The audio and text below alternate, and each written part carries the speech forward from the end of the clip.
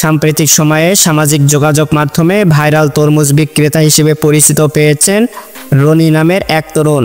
সম্প্রতি তার ভিন্ন ধরনের ও মজার বিক্রির ধরন তাকে ইন্টারনেটে ব্যাপক জনপ্রিয় করে তুলেছে।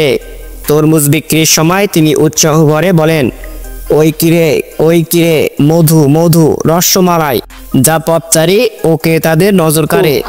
ওই কিরে ওই কিরে ওই কিরে ওই কিরে ওই কিরে ওই কিরে ওই কিরে মধু মধু মধু রসমালাই রসমালাই রসমালাই মধু ওই কিরে ওই কিরে।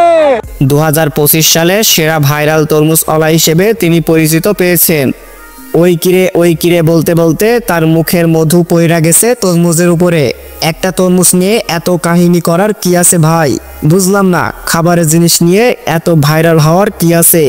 এই লোকটা তো তরমুজ কেটে মুখের থুতু দিয়ে ঝাঁপায়া দিতেছে পুরো ভিডিওতে।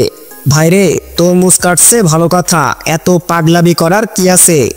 তরমুজ কেনার আগে একবার ভেবে দেখুন, এই ব্যক্তি তরমুজ কাটার পর হাতে নিয়ে যখন চিল্লায় তখন এর মুখে থুতু সব কাটা তরমুজে পড়ে, আবার পরে সেটা কাটা স্থানে রাখার পর এর মুখে সব জীবাণু এবং ব্যাকটেরিয়া সারা তরমুজে ছড়িয়ে পড়ে। এদের মতো চাপাবাজ বাটপারদের জন্য দুনিয়াটা শেষ। চাপাবাজ ব্যবসায়ী যেখানে থাকবে সাধারণ ক্রেতারা মরে শেষ হয়ে যাবে।